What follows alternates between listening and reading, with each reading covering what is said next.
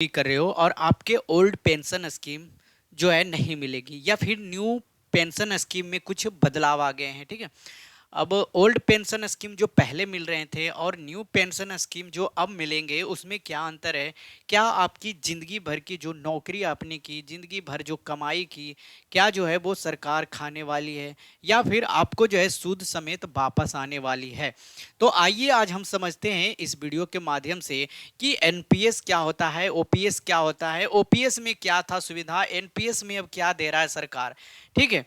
और सरकारी जो भी कर्मचारी हैं अभी कहीं भी आप जॉब कर रहे हो, ठीक है, तो आपके यानी कि जो डर का बात जो है वो उसमें कितना मतलब डर डर होना चाहिए, डर कितनी लग रही है। हम भी हैं भाई, तो हमें भी बहुत डर लग रहा है। ठीक है। तो मुझे पता है, ठीक है, कि ओपीएस एनपीएस यही आज हम इस वीडियो का जो है टॉपिक रहने वाला है। हवा हवाई जो हम सब बातें करते हैं, आइए उसके बजाय हम लोग एक रियल रिटायरमेंट डेटा देखते हैं। ठीक है। जो डेटा भाई एक दद्दा जी, ठीक है, दद्दा आप क्या कर सकते हो भाई, दद्दा ही कर सकते हो ना। उनका जो है मैंने एक एनपीएस पेंशन स्लिप का जो है पूरा डिटेल जो है मैंने इस तरह से बताया है। ठीक है। हमारे दद्दा लगते हैं, ठीक है, हमारे फैमिली में ही। तो उनका मैंने कहा कि दद्दा थोड़ा सा दीजिए, मैं थोड़ा सा इस पे एक वीडियो जो है बनाना चाहता हूँ। तो उन्होंने कहा बेशक आप ले जाइए, आप जो भी करना है इस पे जो है, हाँ रियल बताइए, ठीक है, जो भी डेट है। तो मैंने कहा ओके ऑफ कोर्स जो भी होगा मैं इस पे रियल बताऊंगा, आप भी वीडियो देखना दद्दा। बोले ठीक है चलो। अब देखो कर्मचारियों का जो सही में कर्मचारी जी उनको कहते हैं दद्दा जी को। ठीक है। तो आइए हम कर्मचारियों का वेतन देख लेते हैं भाई। तो एक नज़र में देखते हैं कि सबसे पहले 4 अक्टूबर 2004, यानी कि उन्होंने कुल जो नौकरी किया उन्होंने 21 वर्ष 5 महीने 28 दिन, यानी कि लगभग 21 साढ़े 21 साल। ठीक है। उन्होंने 31 मार्च 2026 को संन्यास ले लिया। भाई संन्यास मतलब, हाँ वही आप हम सब लोग हैं संन्यास। ठीक है। तो ज्वाइनिंग डेट 4 अक्टूबर 2004 था। रिटायरमेंट उनका हुआ 31 मार्च 2026 को। तो आइए, ये जो है स्वैच्छिक सेवानिवृत्ति होती है, ऐसे नहीं कि ये भाई तुम भागो भागो भागो, ऐसे भगाया नहीं जाता। अब आपकी एज हो गई है, आपका रिटायरमेंट का एज हो गया, आप बिल्कुल आप अपना घर में आराम से कर सकते हो, बेटे बहू पोता पोती के साथ खेल सकते हो, ऐसा उन्होंने कहा। ठीक है। तो आइए, अंतिम वेतन जो उनका लास्ट बेसिक पे था 45,400, ये बेसिक पे मैं बता रहा हूँ, बेसिक पे। हाँ भाई बेसिक पे, सोचो। ठीक है।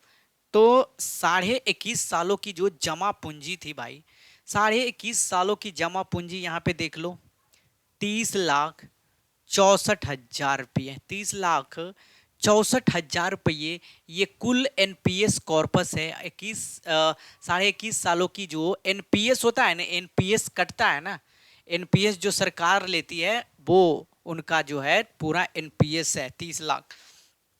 अब देख लो कर्मचारी का योगदान जो रहता है बेसिक प्लस डीए 10% का रहता है। सरकार का योगदान इसमें रहता है बेसिक प्लस डीए 14%। अब जो निवेश मिलेगा इसमें टोटल कॉर्पस अमाउंट ऐड करके मिलेगा। ठीक है। आप जो 10% दे रहे थे, सरकार आपको जो है योगदान देगा 14% करके। ठीक है। ओके। तो ये जो एनपीएस का यानी कि कॉर्पस का जो बंटवारा होगा अब कैसे होगा वो देख लो। सबसे पहले कुल कॉर्पस जो पूरा टोटल जो पैसा अमाउंट आया 30,64,000, 60% हिस्सा जो है आपको निकाल के दिया जाता है। कितना दिया जाता है दोस्तों? 60% हिस्सा, यानी कि हाथ में आपको जो है 18,38,640 रुपया दद्दा के हाथ में दे दिया गया। कहा दद्दा जाइए इतना में अपना बुढ़ापा जो है गुजर बसर कीजिए। ठीक है।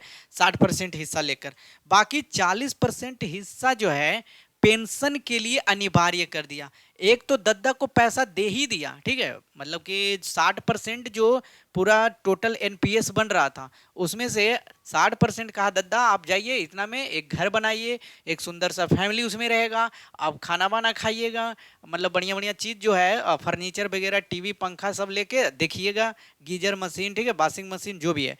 अब कहा कि दद्दा अब उसके लिए जो है आपके घर के चलाने के लिए मंथली जो है खर्चा भी तो चाहिए ना, तो मंथली खर्चा मैं काट के आपको 40% जो है हिस्सा मैं अपने पास रखता हूँ और इसको जो है एन्यूटी में यानी कि फंसा इसको कहते हैं, ठीक है। 12,25,760 ये जो है पेंशन के लिए अनिवार्य कर दिया, ठीक है। अब रिटायरमेंट जो भत्ते मिलते हैं एनपीएस दोनों समान है क्या? जो ओपीएस मिलते हैं ओल्ड पेंशन स्कीम और जो एनपीएस मिलते हैं, ठीक है, वो क्या दोनों जो है समान है क्या? तो ये ओल्ड पेंशन स्कीम और न्यू पेंशन स्कीम क्या दोनों समान है भाई? वो समझते हैं, ठीक है। तो रिटायरमेंट जो ग्रेच्युटी कहते हैं, ठीक है, ग्रेच्युटी कुल अमाउंट था 7,71,000, ठीक है, रिटायरमेंट।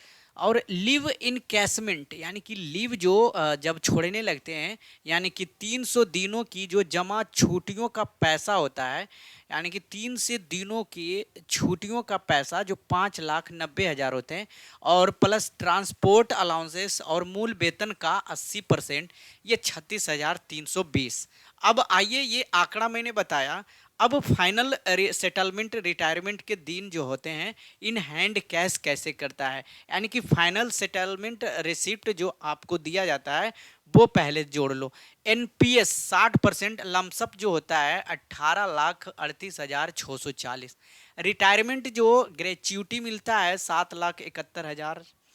लिव इनकैशमेंट जो मिलता है 5,90,000। ट्रांसपोर्ट अलाउंसेस मिलता है आपको 36,320 और अन्य जो सीजी ई होता है, जीआईएस होता है, ये 58,000।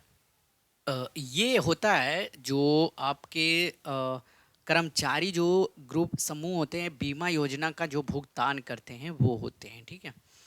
ओके, तो इतना होता है। अब देख लो कुल इन हैंड अमाउंट जो आपके पास आ रहे हैं 32,94,390।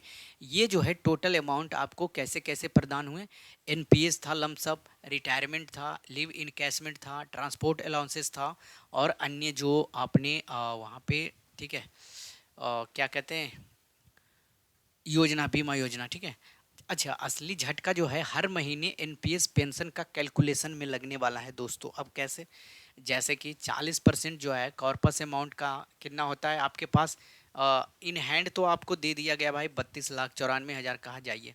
अब यहाँ पे 40% यानी कि 12,25,760 जो 5.7% से अब 6% जो है मतलब दर हो गया है रेट, इस पे आपको पैसा मिलेगा। यानी कि मंथली रिटर्न आपको 6,129 रुपया आपके घर में आएंगे। कितने आएंगे दोस्तों? 6,129 रुपया दद्दा के, अब जो है हमारे दद्दा के जो है घर में आएंगे वो, ठीक है। और प्लस प्लस भी देख लो भाई, प्लस मेडिकल अलाउंसेस जो कि सीजीएच जो आपने बीमा कराया था उसके लिए 1,000 हर हेल्थ, यानी कि अब बुढ़ापा आ गया, हर साल उनको दवाई मेडिकल की ज़रूरत पड़ेगी, ठीक है, मेडिसिन की ज़रूरत पड़ेगी, तो उनके लिए अलग से 1,000 रुपया जो बीमा के तौर पे वहाँ पे रखा गया था, ठीक है, वो हो जाएगा भाई। तो कुल जो मासिक पेंशन आ रहा है भाई, अभी एनपीएस आ रहा है न्यू पेंशन स्कीम, वो मात्र 7,129 रुपया, 7,129 रुपया ये बुढ़ापा जो है मंथली काटने के लिए आया। अब बड़ा नुकसान कहाँ होने वाला है? बड़ा नुकसान कहाँ होने वाला है? तो ये जो कम्यूएशन क्या है? यह पेंशन का कुछ हिस्सा जो एक मुफ्त रकम यानी कि लंप सम के लिए बेचने की सुविधा है, यानी कि ओपीएस में यानी कि ओल्ड पेंशन स्कीम में यह सुविधा पूरी तरह उपलब्ध है। लेकिन अगर हम बात करते हैं न्यू पेंशन स्कीम में कम्यूटेशन का कोई विकल्प नहीं है, यानी कि इसमें जो है कम्यूटेशन हटा दिया है, नहीं है, जो पेंशन बनेगी वही मिलेगा।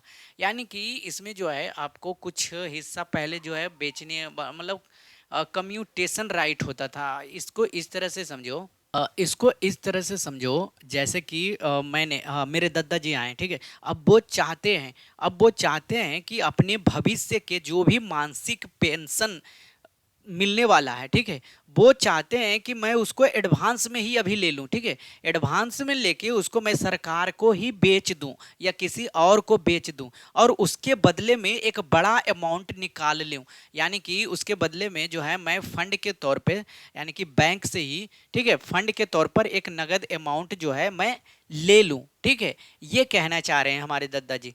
तो ये उन कर्मचारियों के लिए जो मददगार हो जाता है जिन्हें रिटायरमेंट के तुरंत बाद कोई बड़ा नया जो है शादी वगैरह बेटी की शादी करना है, घर का निर्माण कराना है, या फिर पुराना जो ईएमआई है उसको चुकता करना है, तो इस ये जो है पहले चलता था, ये ओल्ड पेंशन स्कीम में था। लेकिन नया पेंशन स्कीम में ऐसा नहीं किया है दोस्तों, ठीक है। नया पेंशन स्कीम में इसको हटा दिया है। ओके, क्योंकि देखो यार, महंगाई बढ़ती जा रही है तो इसका असर पड़ता है मासिक पेंशन पर। देखो, महंगाई जो डीआर होते हैं, डियरनेस रिलीफ होते हैं, वो एक बड़ी राहत होती है, ठीक है। आपको जो भी मिलने वाली महंगाई भत्ता होती है, जिसे हम डीआर कहते हैं, हमेशा आपको पूरी तरह जो है 100% बेसिक पेंशन पर ही गिना जाता है, ना कि घटा हुआ पेंशन पे, ठीक है। सही बात है ना भाई।